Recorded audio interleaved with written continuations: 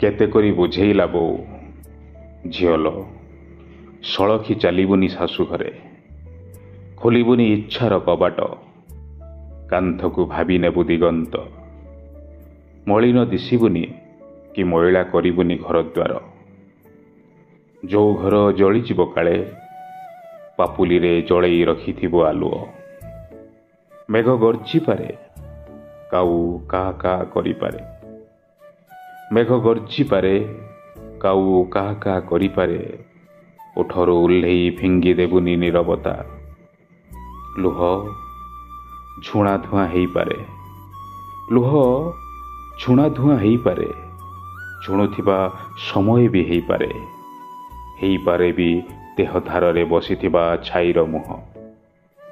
ଗୋଟେ ଆଖି ନଥିବା ମୁଖା ପିନ୍ଧି ପକେଇବୁ, କାନ୍ଦିବୁନି ଜମା।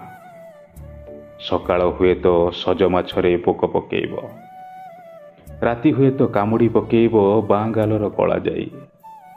ସକାଳ ହୁଏତ ସଜ ମାଛରେ ପୋକ ପକେଇବ, ରାତି ହୁଏତ କାମୁଡ଼ି ପକେଇବ ବାଁ ଗାଲର କଳା ଯାଇ।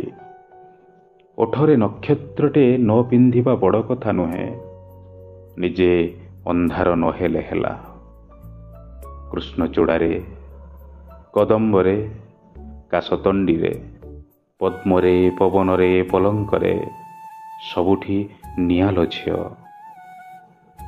ସେମାନେ ବାଘ ହେଇ ଡରେଇଲେ, ତୁ ହରିଣ ହେଇ ଡରିବୁ। ସେମାନେ ହରିଣ ହେଇ ଡିଆଁକୁଦା କଲେ, ତୁ ଘାସ ପଡ଼ିଆଟେ ପରି ନିଜକୁ ବିଛେଇ ଦେବୁ। ସେମାନେ ତତେ ଖୁଣ୍ଟି ଖୁଣ୍ଟି ଖାଇଲା ବେଳେ, ତୁ ଆହୁରି ଆହୁରି ସବୁଜ ଦିଶିବୁ।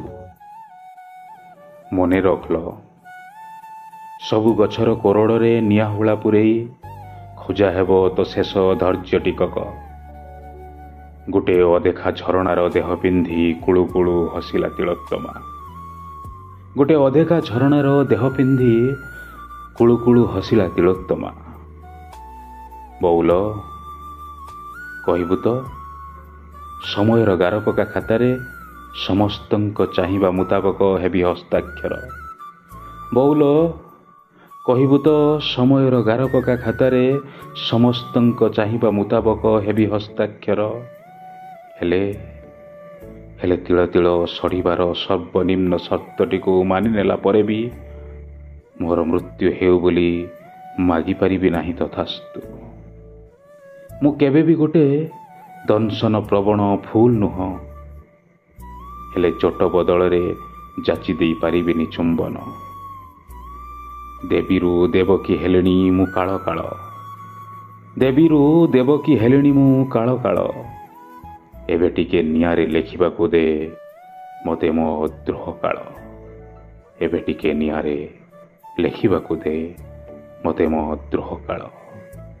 କବିତା ଦ୍ରୋହ କାଳ, କବି ଅମିୟ ରଞ୍ଜନ ମହାପାତ୍ର।